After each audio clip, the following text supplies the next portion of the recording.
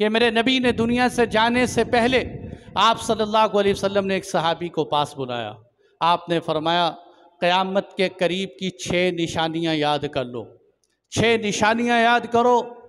सबसे पहली निशानी मेरा दुनिया से रुखसत हो जाना भी निशानी, अल्लाह के महबूब दुनिया से रुखसत हो गए। दूसरी निशानी मस्जिद अक्सा फ़तह हो जाएगी, ये अल्लाह के नबी ने निशानी बताई। आप सल्लल्लाहु अलैहि वसल्लम की ये निशानी हज़रत उमर रज़ी अल्लाहु अन्हु के ज़माने में पूरी हुई। मेरे नबी को अभी दुनिया से तशरीफ़ ले गए हुए सिर्फ 4 साल हुए थे। 15 हिजरी हज़रत उमर रज़ी अल्लाहु अन्हु ने मस्जिद अक्सा को फ़तह कर लिया और मेरे नबी की पेशन गोई पूरी हो गई। मस्जिद अक्सा चलते चलते चलते मुसलमानों के पास यहाँ तक के 1099 ईस्वी आया तो सबसे पहले ईसाइयों ने सलीबी जंग लड़ते हुए मस्जिद अक्सा पे कब्ज़ा किया। और जब मस्जिद अक्सा के अंदर दाखिल हुए, इन्होंने मस्जिद अक्सा के अंदर घोड़े दौड़ाए, मस्जिद अक्सा की बेहुरमती की, 70,000 मुसलमानों का कत्लेआम किए, 70,000 मुसलमानों का खून बहाया। हालांकि यही वो लोग हैं जिनको हज़रत उमर रज़ी अल्लाहु अन्हु ने अमनो अमान दिया। आज इन जालिमों ने अमनो अमान नहीं, इन्होंने हमारे 70,000 का खून बहाया। इसलिए कुरान कहते हैं वलन तरज़ा अन्कल यहूद वलन नसारा हत्ता तत्तबिअ मिल्लतहुम, यहूदी और ईसाई कभी आपसे राज़ी नहीं होंगे जब तक कि आप इनके दीन की पैरवी ना करें। लतजिदन्ना अशद्दन्नासि अदावतन लिल्लज़ीना आमनुल यहूद वल्लज़ीना अशरकू, ए नबी जी आपके सबसे सख्त दुश्मन यहूदी और मुशरिकीन। इसलिए आप देखो, अच्छा यहूदी तो समझ में आते कि यहूदी अल्लाह के नबी के सख्त दुश्मन, मुशरिकीन भी मेरे नबी के दौर में दुश्मन, लेकिन आज की इस सदी में भी साबित हो गया कि यहूदी भी दुश्मन है, मुशरिकीन भी दुश्मन है। यहाँ यहूदियों ने अपने सितम का मुजाहरा किया, वहाँ हमारे पड़ोस मुल्क में मोदी सरकार ने भी खड़े होकर ऐलान किया कि इस्राइल मैं तुम्हारे साथ हूँ, मैं तुम्हारे शाना बशाना हूँ, तुम जहाँ चलोगे मैं तुम्हारे साथ हूँ। और ये साबित किया कि हम इस्राइल के साथ मुशरिकीन भी चलते हैं। जिस तरह इस्राइल तुम्हारा बड़ा सख्त दुश्मन है, हम मुशरिकीन भी तुम्हारे दुश्मन। तो दुश्मनी का मुजाहरा करते हुए 1099 में मस्जिद अक्सा पे कब्ज़ा कर ली। अब एक नामवर सपूत, एक माँ एक बच्चे को जन्म देती है, वो बच्चा जो तारीख़ इस्लाम का हीरो है, जिसको मुजाहिदे इस्लाम कहते हैं। जब मुजाहिदीन का तस्करा किया जाए तो उसका नाम सफ़े अव्वल में लिया जाता है, जिसको दुनिया सुल्तान सलाहुद्दीन अयूबी के नाम से जानती है। सलाहुद्दीन अयूबी कि जिन्होंने अयूबी सल्तनत की बुनियाद रखी, हर वक्त चेहरे पे मलाल गम रहता था। लोग कहते थे सलाहुद्दीन अयूबी तू मिस्र का बादशाह है, तूने लबनान फ़तह किया, तूने उर्दन फ़तह किया, तू मुस्कुराता क्यों नहीं, तेरे चेहरे पे खुशी नज़र नहीं आती। कहा करते थे कई फलियल फ़रहु वत्ताम व लज़्ज़तुल मनाम, मुझे खाने में कैसे लज्जत आए, मुझे नींद कैसे आए, मेरे चेहरे पे खुशी कैसे आए। अब के मस्जिद अक्सा यहूदियों के कब्ज़े में, मैं कैसे सो जाऊं, मैं कैसे खुशी मनाऊं। कि सलाहुद्दीन अयूबी उठे और उनके मुर्शिद नूरुद्दीन ज़ंगी ने कहा था बेटा मैंने एक मिंबर बनाया है, मेरी चाहत ये है कि अगर मैं ख़ुद मस्जिद अक्सा को फ़तह करूं तो ये मिंबर वहाँ रखूं, अगर मैं न फ़तह कर सका तो अयूबी तो मेरा शागिर्द होने के नाते ये मिंबर वहाँ मस्जिद अक्सा में रखवा देना। नीयत की है कि मस्जिद अक्सा फ़तह करनी। सिर्फ 87 साल गुजरे, 87 साल, 1187 के अंदर उठे सलाहुद्दीन अयूबी और अल्लाह का नाम लेकर दावा बोला और मस्जिद अक्सा को फ़तह करवाया। सलाहुद्दीन अयूबी ने मस्जिद के अंदर जाकर नमाज़ पढ़ी, अज़ान दी, अपने उस्ताद मोहतरम का मिंबर मस्जिद में रखवा के अल्लाह का शुक्र अदा की कि मैंने अपनी आँखों से मस्जिद अक्सा को फ़तह होते हुए देखा। सलाहुद्दीन अयूबी के जाने के बाद यह मस्जिद अक्सा 700 साल तक, 700 से भी कुछ ऊपर ले जाएं, 700 साल तकरीबन मैं बता रहा हूँ कि ये मस्जिद अक्सा मुसलमानों के पास रही। यहाँ तक कि जब तातारियों ने भी हमला किया, तातारियों ने बगदाद फ़तह किया, मिस्र पे हमला किया, शाम में चले गए। तातारी एक बहुत बड़ी जालिम जमात थी, लेकिन मस्जिद अक्सा को तातारी भी फतह नहीं कर सके। वो जालिम जमात को अल्लाह ने शिकस्त दे दी, नेस्तो नाबूद फरमा दिया। 700 साल तक मस्जिद अक्सा मुसलमानों के पास रही। अब आप देख सकते हैं कि इतने सालों में 1700 साल की तारीख मैंने मुख्तसर अंदाज में आपको सुनाई। यहूदियों का कोई नामो निशान नहीं। मुसलमानों की झड़पें ईसाइयों से तो हो रही, लेकिन यहूदियों से कोई लड़ाई नहीं हुई। ये कहीं नहीं आए। ये धोखा है कि मस्जिद अक्सा यहूदियों से छीनी गई। यहूदी आए कब थे? जब हमने इनसे छीनी है। ये तो मस्जिद अक्सा में आए ही नहीं।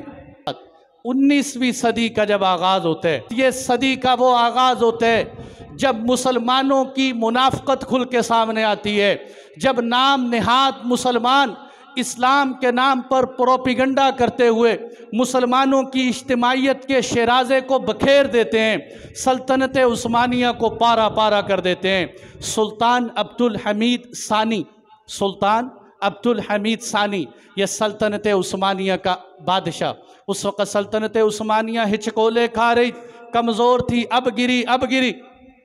सुल्तान अब्दुल हमीद के पास यहूदी गए कि हमें मस्जिद अक्सा की थोड़ी सी जगह दे दो, हम आपके तुर्की के सारे साल के कर्ज़े उतार दें, हम आपको कर्ज़ों से बरी कर दें।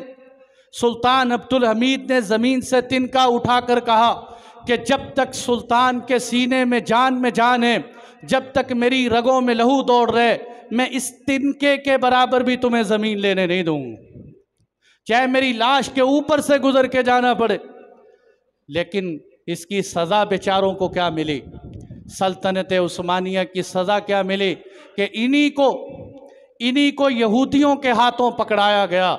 सुल्तान अब्दुल हमीद को जिस जेल में डाला गया, वो जेलर भी यहूदी था, जो जुल्म करने वाला था वो भी सुल्तान अब्दुल हमीद पर। मुस्तफ़ा कमाल पाशा ऐसा बदबख्त और मुनाफिक माने कमी जने। ये मुस्तफ़ा कमाल पाशा वो खबीस और अय्यार और मुनाफिक इंसान था कि जिसने आकर सल्तनत उस्मानिया को टुकड़े टुकड़े कर दिया और मुसलमानों की पीठ में खंजर गोंपा। और क्या किया कि सल्तनत उस्मानिया में जुमे के खुतबे बंद कर दिए और कहने लगा अरबी रस्मुल ख़त ख़त्म कर दिया जाए और हमें अंग्रेज़ की तहजीब को अपनाना चाहिए। ये वो पौधा था जो इसराइल का लगाया हुआ पौधा था।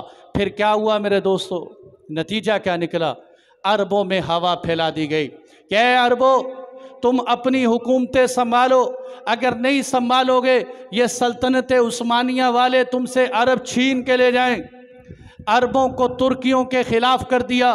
तुर्की अलग, अरब अलग, मुल्क शाम के अंदर आपस में टुकड़े टुकड़े कर दिए उनके।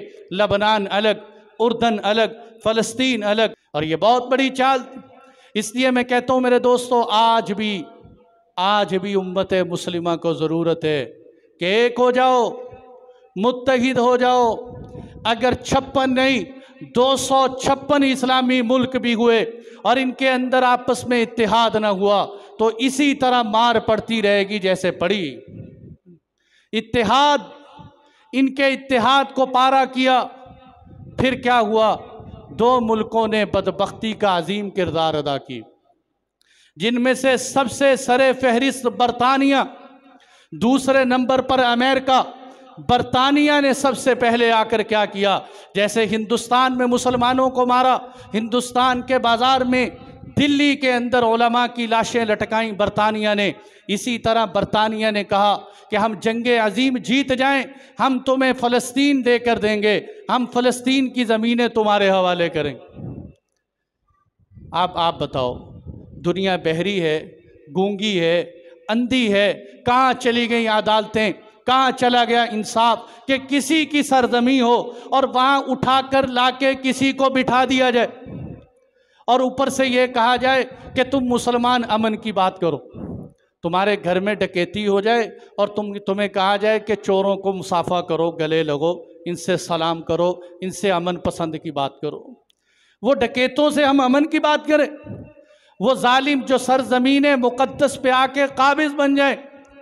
कि जब 1918 के अंदर ये ऐलान हो गया कि हम फ़लस्तीन के अंदर इनको जगह देंगे यहूदियों, यहूदी खुश हो गए। चलते चलाते 1947 में जब अक़वाम मुत्तहिदा, बकौल इकबाल के, अक़वाम मुत्तहिदा को इबलीस की शूरा कहनी चाहिए, फाइलें भरी पड़ी कि इनका मसला हल करो, मसला हल करो, मसला हल करो, कोई मसला हल नहीं हो रहा। यहाँ तक के ऐलान कर दिया कि आज के बाद फ़लस्तीन 2 टुकड़ों में तकसीम हो जाए। फ़लस्तीन का एक हिस्सा यहूदियों को दिया गया, एक हिस्सा मुसलमानों को दे दिया। और फिर उस एक हिस्से में भी इन खबीसों ने क्या किया, अय्यार मुनाफिक चालाक थे, क्या किया कि उन मुसलमानों के आगे पैसों की तिजोरियां खोली, उनसे घर खरीदने शुरू कर दिए। उलमा भी कहते रहे कि ओ सरजमीने मुक़द्दस वालों, तुम पैसों के पुजारी ना बनो, इन यहूदियों को ज़मीनें ना बेचो, ये यहूदी कल तुम्हारे सीने पे खंजर घोंपेंगे। लेकिन उस वक़्त भी पैसे की झनक ने इन बेचारों को ऐसा अंधा किया कि उलमा के फतवों का मजाक उड़ाने लग गए। कितना नुकसान आज हम अपनी आंखों से देख रहे हैं। अल्लाह की कसम, मैं यहाँ मिंबर पे बड़ा दिल संभाल के बात कर रहा हूँ, मेरा दिल खून के आंसू हो रहे। वहां के तड़पते हुए बच्चों की लाशें भी देखो, जाओ जाकर देखो। ऐसी सूरत हाल है कि हमारा पानी बंद हो चुका है, खाने की खुराक बंद हो चुकी है, नेट और सोशल मीडिया का सिस्टम कट चुका है। हो सकता है कि हम ऐसी मौत मरे कि हमारा हाल सुनाने वाला कोई रावी भी बाकी न रहे कि जो आके बताए कि किस तरह मारा गया। सारा आलम कुफर इकट्ठा हो गया, तादाद हजारों से ज्यादा हो चुकी। ये ठीक है कि अल्लाह ने उनके अंदर जज्बा जिहाद रखा, वो अबाबील बन के हाथियों के ऊपर बरस पड़े हैं, वो अबरहा से टक्कर ले चुके हैं। लेकिन मेरे दोस्तों, सामने असबाब ही असबाब हैं। इधर वो चंद नौजवान हैं जो अल्लाह की ज़ात पे भरोसा करके टैंकों के सामने खड़े हो जाते हैं, जो बम बांध कर उनके इस्राएली फौजियों के अंदर घुस जाते हैं, जिनके बच्चे, मैंने देखा एक छोटा सा बच्चा जिसके हाथ में दूध है, दूध लेकर वो बच्चा हाथ में दूध पी रहे और हाथ में पत्थर उठाया हुआ है इस्राइल को मारने के लिए।